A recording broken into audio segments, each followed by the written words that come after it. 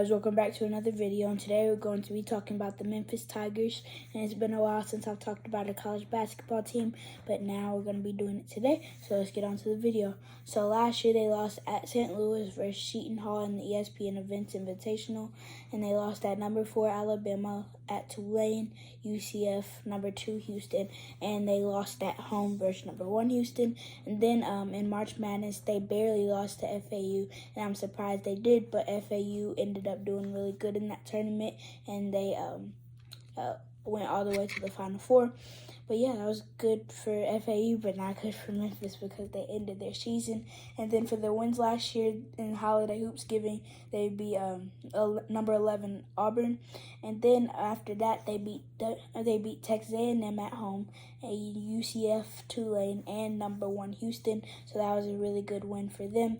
And then their key losses, like player-wise, they lost a lot of people. They lost Kendrick Davis. He averaged 22 points, 5.4 rebounds, and 5.4 assists and 3.7 rebounds, and he went to the NBA, but he was undrafted. And then DeAndre Williams, he got denied for the eligibility. He's 27 years old, and he still tried to play another year of college basketball, but that's crazy, and they didn't allow it. But he averaged 17.7 points, 8.2 rebounds, and shot 40.3% from 3. And then Elijah McCadden, he graduated. He averaged 7.6 points and 4.1 rebounds. And then Chandler Lawson went to Arkansas, and his brother Jonathan went to Creighton. Then Alex Lomax, he was really good. He averaged 6.8 points, 3.2 assists, and 3.1 rebounds. He went to the G League.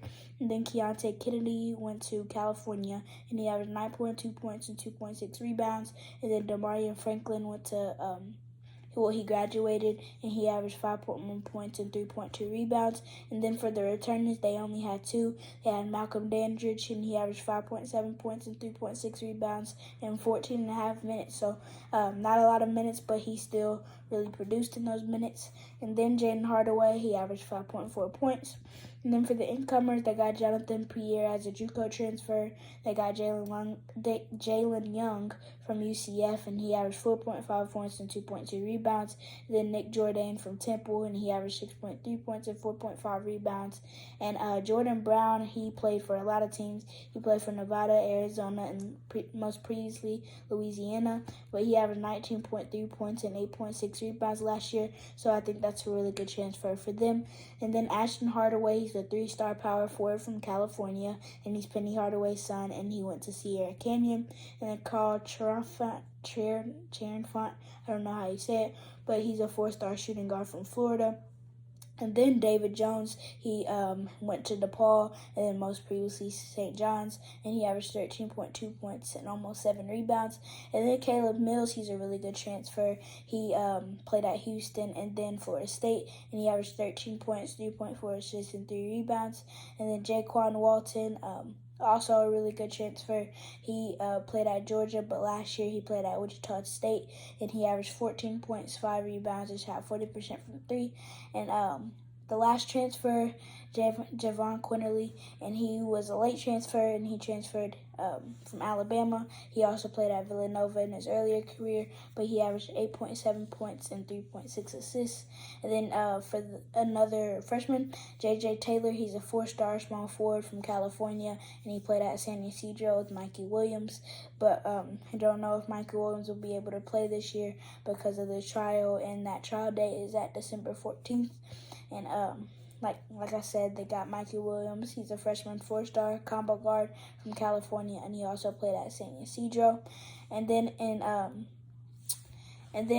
for this season, they beat Jackson State, and on November 10th, which is tomorrow, they play at Missouri, and then November 17th, they play versus Alabama before going into their Battle for Atlantis tournament.